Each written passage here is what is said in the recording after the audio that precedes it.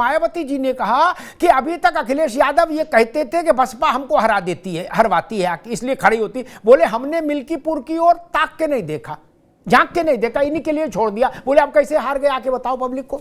बहन जी पूछ रही हैं। मेरे पास है प्योर पाव भाजी का मसाला, प्योर पाव भाजी मसाला, पाव भाजी को टेस्टी बना डाला, सबका राजा आल प्योर मसाला। प्रायोजक हैं cancer healer centre, a new beginning.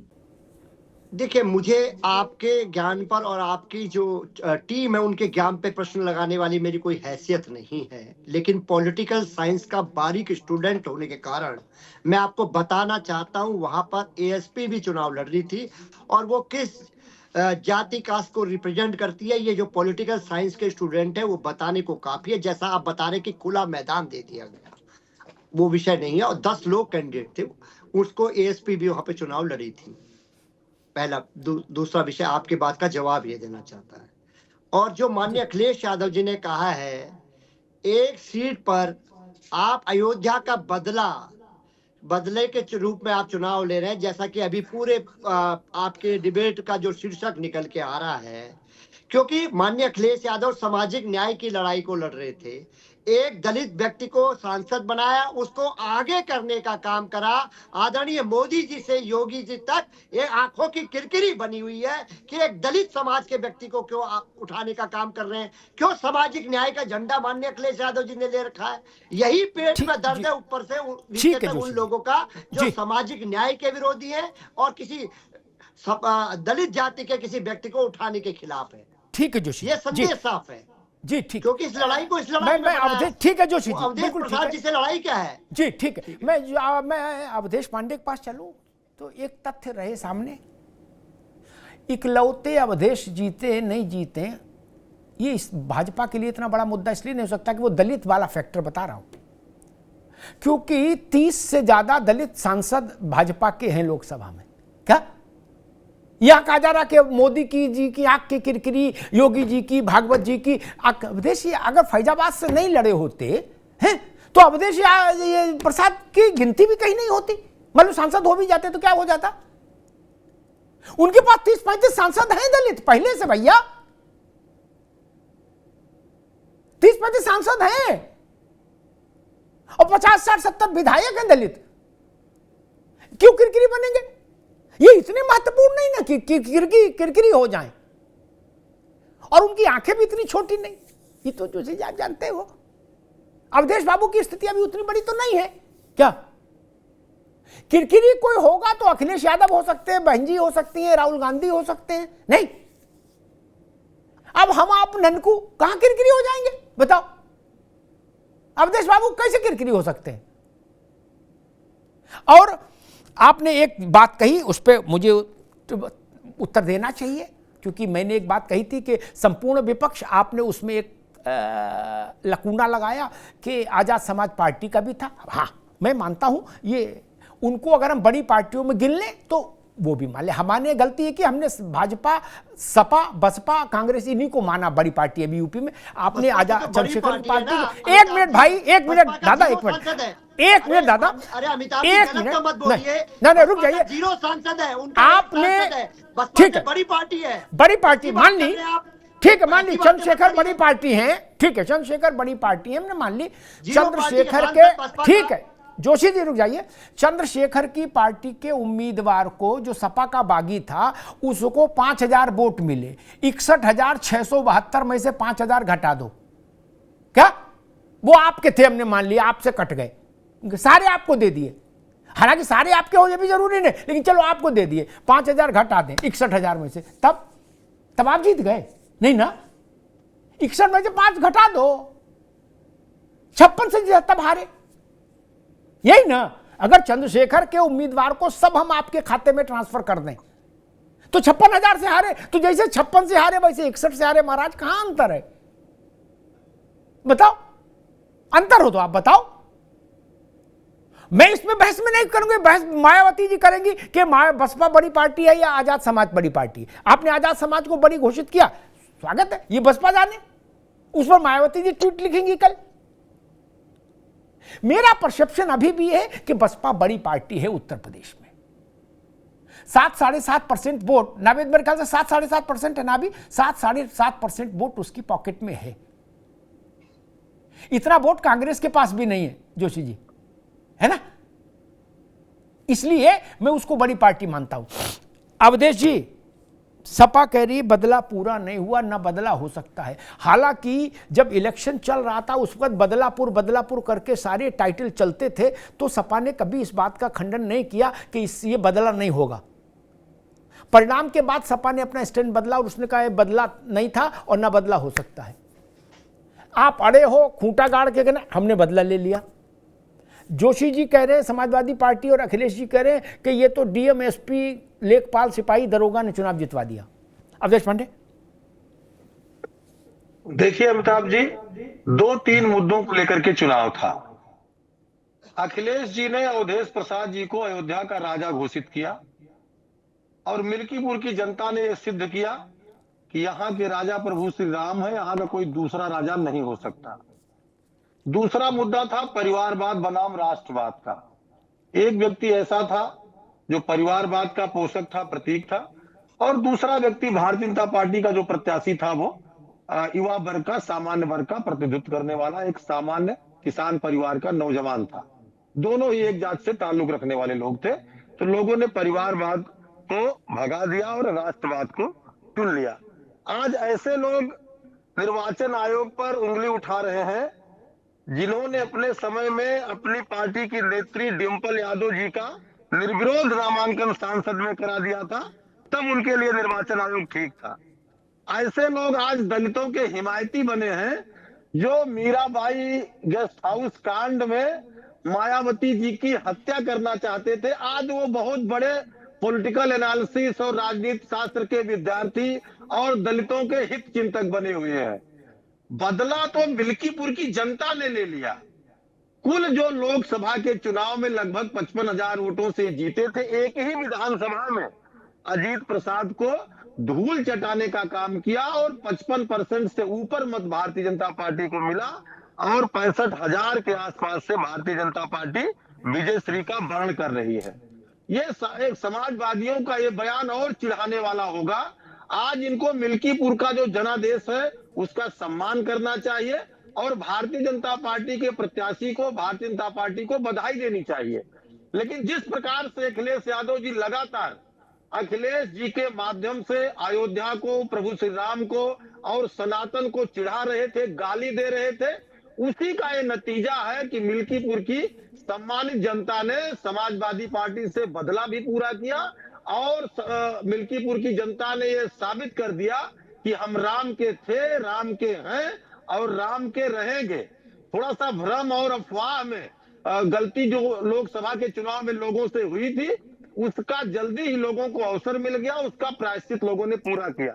अब जो ये आयोग पर और वहां के स्थानीय प्रशासन पर आरोप लगा रहे हैं, तो ऐसे अनेक बूथ हैं जहां ये जीते भी हैं, उनको ये जीत भी इनको स्वीकार कर देनी चाहिए। जिस पोलिंग पर, जिस बूथ पर इनको विजय प्राप्त हुई है, उस पर भी इनको मान लेना चाहिए कि उसका जो परिणाम है, इसको किसी प्रकार से अगर इनके पास कोई तरीका हो तो उसको वापस कर दे। पॉलिटिकल पार्टियां भी लोगों को जागरूक करती है मतदान के लिए, वो भी अपनी पर्ची बांटती है पॉलिटिकल पार्टी, और कोई पर्ची किसी के पास ना हो, वो मतदान कर्मी के पास जाता है, अपना मतदाता संख्या क्रमांक बताता है, वो उसको फर्स्ट पोलिंग अफसर जो होता है टिक करके आगे वोट देने के लिए भेज देता है।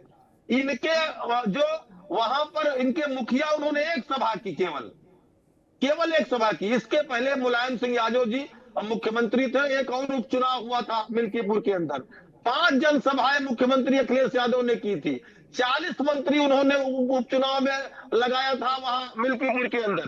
तो खुद इन्होंने चुनाव उतना सीरियस नहीं लिया, क्योंकि जान रहे थे कि एक प्रचंड वेग है समाजवादी पार्टी के विरुद्ध, और चूंकि वहां के लोगों को जो इन्होंने अपमानित करने का काम किया था, तो जनता बदला लेने पर खड़ी थी, और 2-3 जो घटनाएं हुई थी उसका बहुत बड़ा असर हुआ।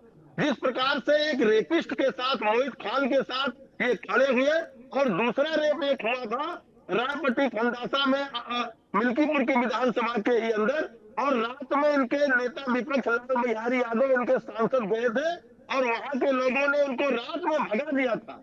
वहां ठीक। भी रेपिस्ट के साथ ठीक। खड़े थे। ठीक, तो आप लोगों ने देख- तय अभी किया रुकना कि होगा। हमने सांसद ठीक। चुना है और ये जी। सांसद रेपिस्ट के साथ खड़ा है। ठीक है, अवधेश बाबू अभी रुकना होगा, अवधेश जी अभी रुकना होगा। नाविद शिको,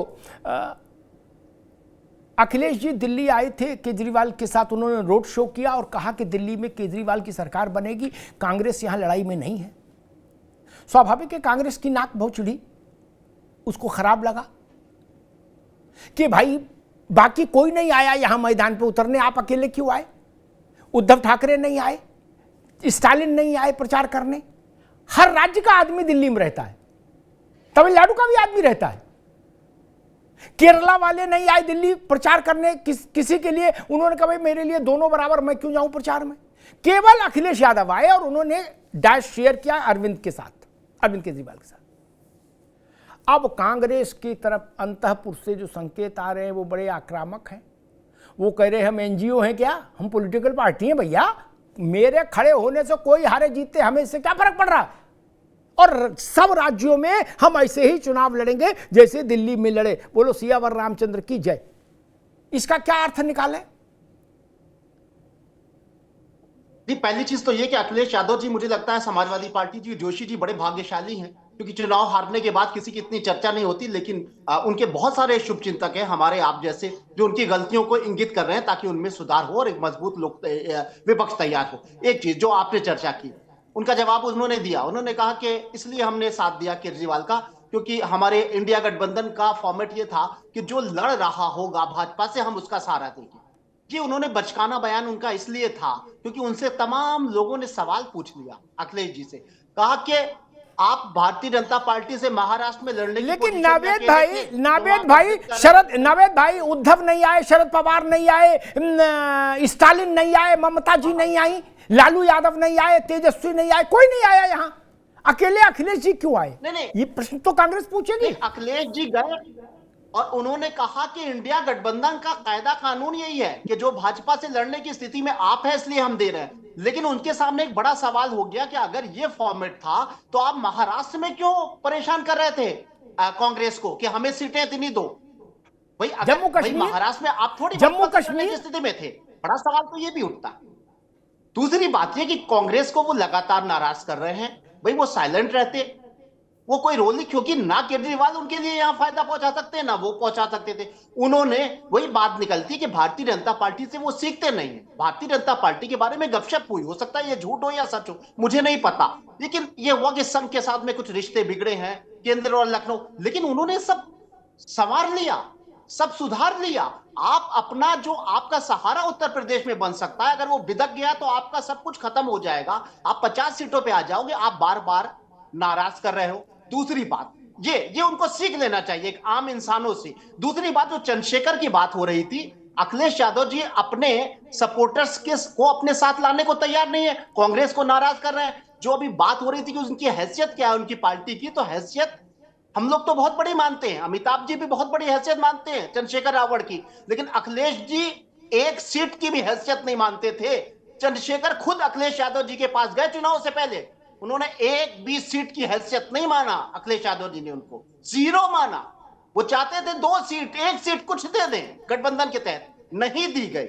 सवाल इस बात का है, और सवाल इस बात का भी है कि बार बार आप जो पहाड़ा पड़ रहे हो बेईमानी का, आपको यह भी समझना चाहिए कि सबको पता है कि वोटर और आम जनता किसी भी सत्ता के ऊपर होती है। उसकी ताकत जो है वो सत्ता से बड़ी होती है, दबंग से बड़ी होती है, चुनाव आयोग से भी बड़ी होती है। अगर आपको ये लगता ही भी है तो आप वर्कशॉप्स करो, लोगों को जागरूक करो अपने वोट के अधिकार के लिए आपको कैसे लड़ना है, आपको वोटर लिस्ट में अपना नाम कैसे जुड़वाना है, कैसे आपको इसकी लड़ाई।